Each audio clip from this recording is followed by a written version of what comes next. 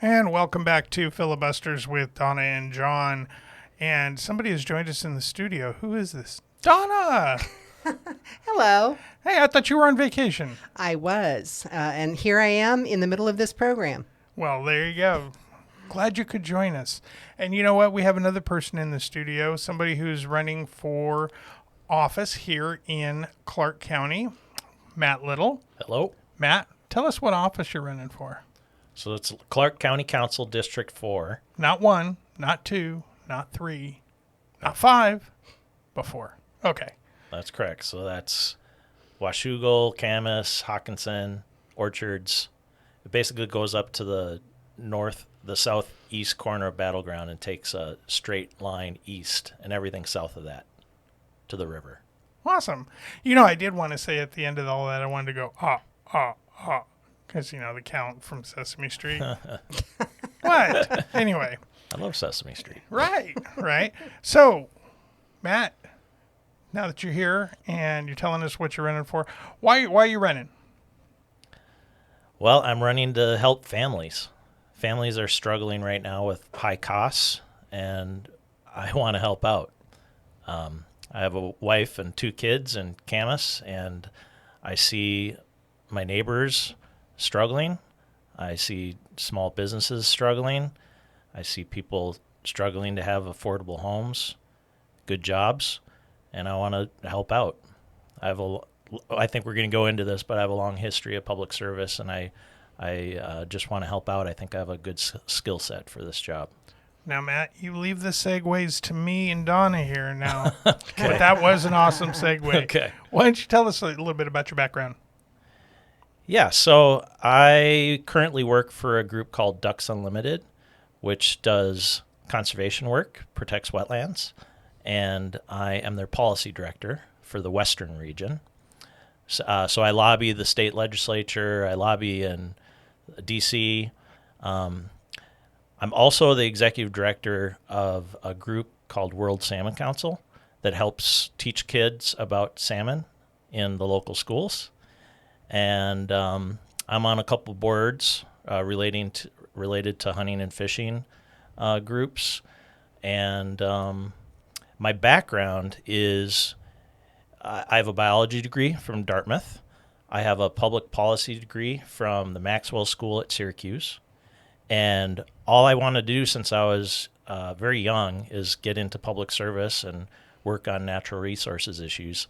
And so I ended up getting my first job in D.C., working for a couple federal agencies.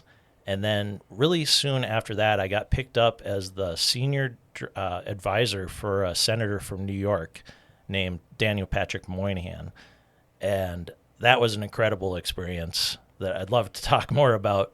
After that, I worked for a bipartisan coalition of congressional members working on conservation issues, science, the same issues I worked with in the Senate, including agriculture. And then after that, I went out here. 20 years ago, I came out here. I was a park ranger. I started after that running conservation groups. I was the executive director of the Cascade Forest Conservancy and led to this job here in Southwest Washington. And I love it here. I've been here for about 8 years here, but 20 years in the Pacific Northwest. So, National Park Service? So I got to work for Crater Lake National Park in Oregon at National Park Service. But I also worked for Department of State. I worked on an international treaty in Switzerland. I also worked for the Environmental Protection Agency as my first job in the Wetlands Division, a non-regulatory job, which is I've always been a lover of wetlands. I just love wetlands and waterfowl, and that's what Ducks Unlimited does. So that's my daytime job, focused on conservation issues. Well, that is a good segue. There you go again. That's a good segue to, maybe tell us what your issues are and then talk a little bit about water. Yeah. So some of the issues I really care about is affordability. So trying to help out families who are struggling. And I think there's different ways that as county councilor, I can help out on those issues. One of them is to make sure that we grow better, grow more balanced. There's ways that we can grow. I have a really specific tool that's never been tried in Clark County that would make the Growth Management Act planning process better. It's been used in the Puget Sound with a number of counties very successfully. It's been approved in the legislature as a tool to use. It's called transferring of development rights. And it's pretty in the weeds, but I have some info on my website. I'd love to talk more about that. That's one thing that we could do to grow better so that we have more balanced growth, that we don't put development way out into places where we can't bring the services to them, and that we can grow our communities to be more walkable, where good jobs are close to where people live in affordable homes. This tool kind of allows you to do all the good things that you're doing in the Growth Management Act planning process, but you can do them better through this tool. So that's one idea. And then, yes. Explain how. Okay, so very shortly. Yeah, so the cool thing about this tool is that it forces a balanced growth. So what you would do, the normal growth management planning process that we're in right now, that the county has to make a decision on next year, is a 20-year planning horizon.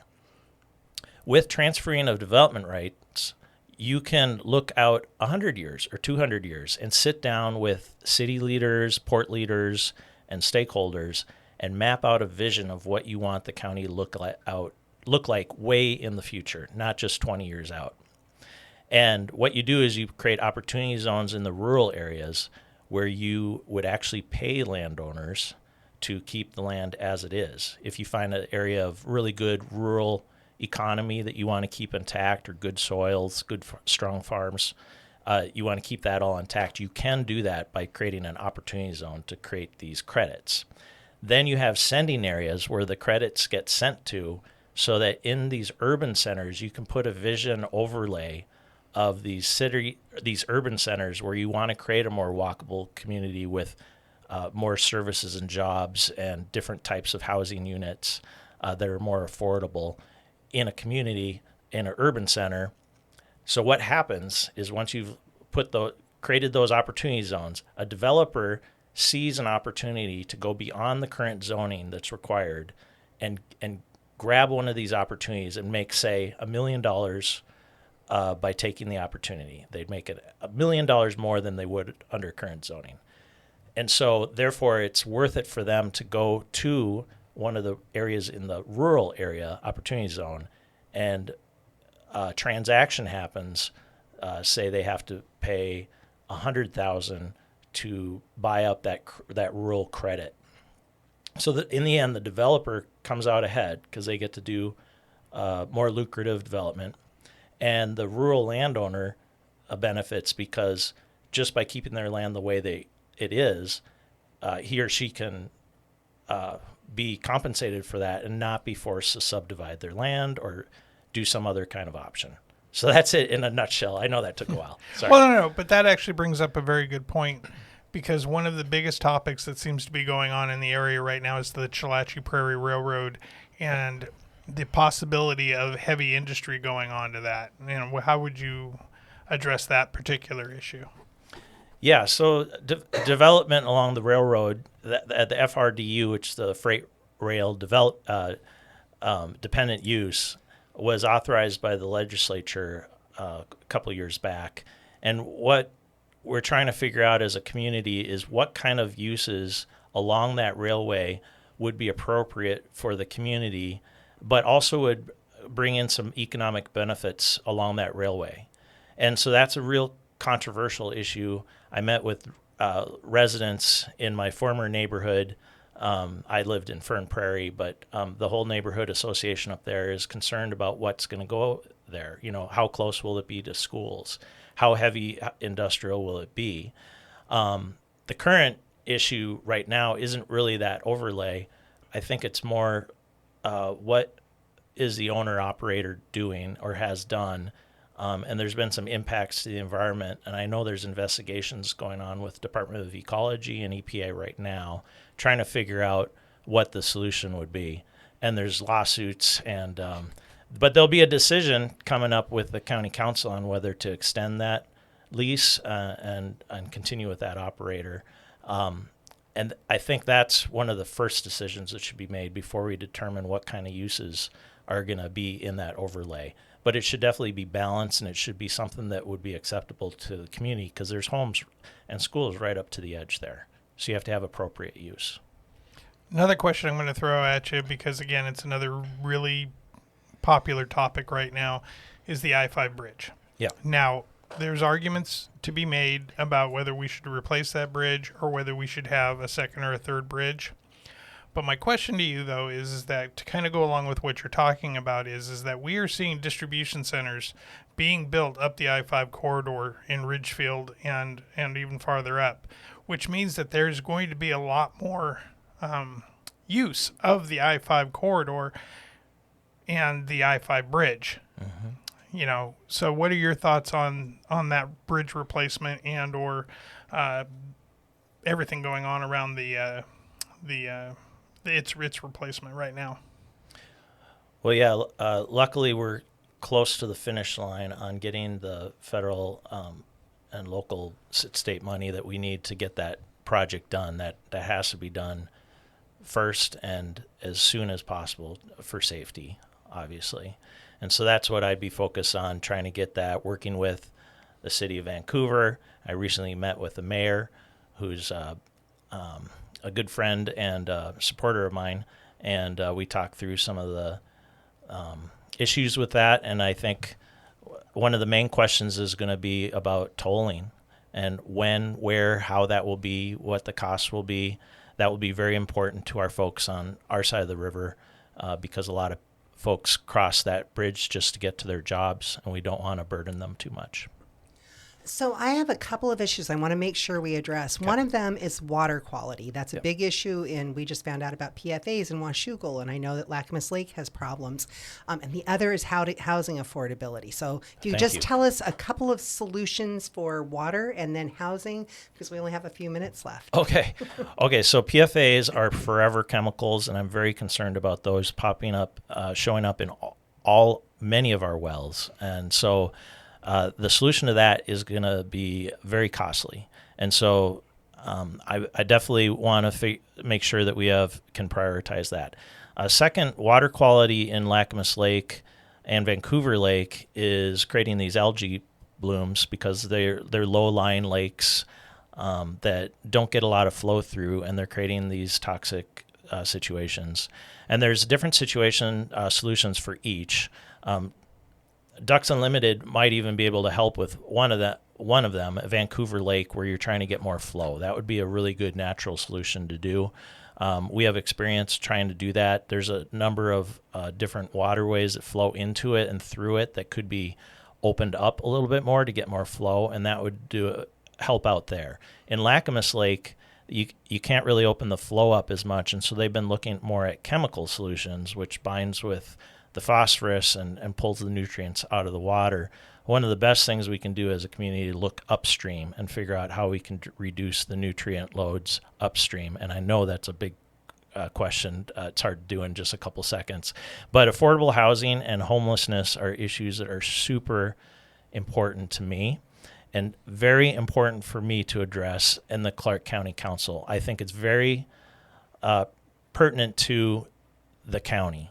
It's not only a city issue. A lot of the people that are struggling with affordability and homelessness, it starts in the county, and they get pushed out of their homes, and they need a place to sleep safely with their cars, with services nearby, which is allowed, say, in Vancouver City, but not in the county. So people end up in the city, and you can see it more visually in the city, but the issue is a shared issue, and that was another issue that we discussed with Mayor Ann in Vancouver about how we can share that responsibility and work together to try to put resources. And the county is sitting on a source, potentially a source of funding that could be used to address homelessness right now.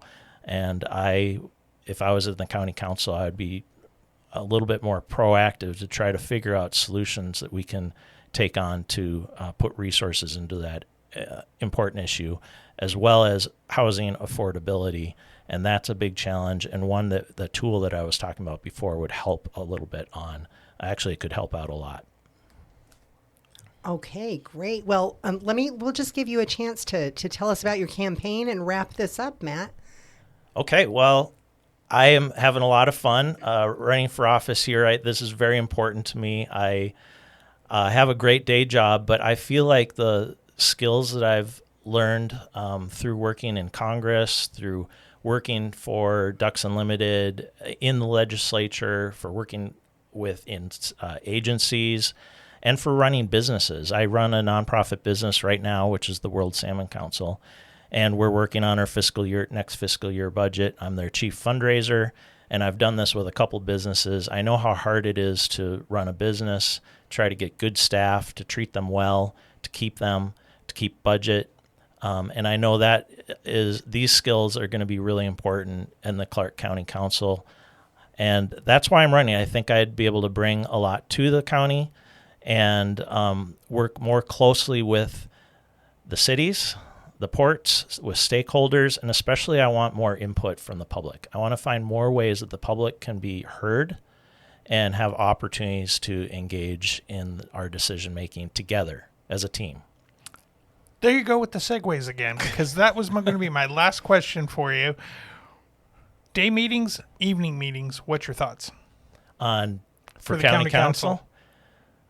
Because currently they have them in the daytime, and a lot of folks have requested evening meetings so that they could attend. It would be nice to have a mix, because there's people that obviously can't make it in the day, and some people that can only make it, at another time of the day. So I think a mix of times would be a good way to do it. I'm excited about all the opportunities to serve on different committees and serve our community, and that's why I'm running. And my website is mattlittle4 clarkcounty.org. That's where you could find out a little bit more about me or make a donation.